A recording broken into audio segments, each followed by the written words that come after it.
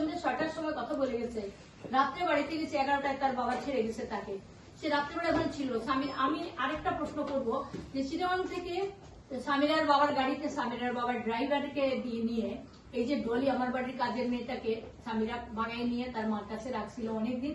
সামিরার সাথে যখন সামিরাকে 4 দিন আগে আনতে গেল, সেই দিন তারা জানলো যে ওর বাবার বাড়িতে এরা আছে, ওই ডলি আছে। ডলি চিটাগাং থেকে এই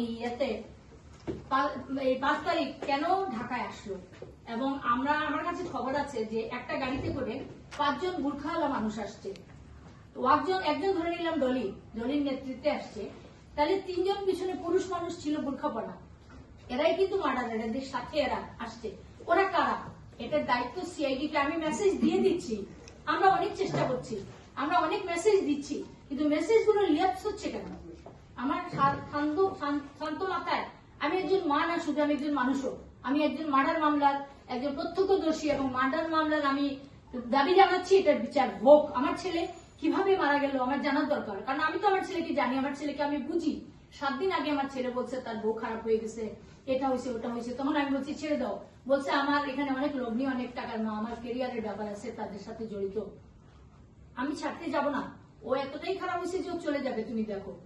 এই যে চলে যাবে, কিন্তু সে চলে যাবে বলেই সে শেষ করে দিল যে সালমান শাহ থাকলে বাইরে সে বোধহয় টিকতে পারবে না বা অন্য কিছু। তারা আগে থেকে এই 5 জন আগের দিন আসছে, ওরা সব সাজানো ছিল। 6 তারিখ যখন সে বিকালে আমার সাথে 6:30টার দিকে কথা হয়েছে, 7টার দিকে আমার হাজবেন্ড ওদের ওখানে গেছেন। সালমান শাহ বলছে যে আব্বা আসার সময় সামিরা নাকি ফোন করে বলছে ওকে নিয়ে আসতে। তো এগুলো সাজানো জিনিস হচ্ছে, কিন্তু 4 তারিখ থেকে আসছে, এই 6 তারিখ 3 তারিখ থেকে আসছে।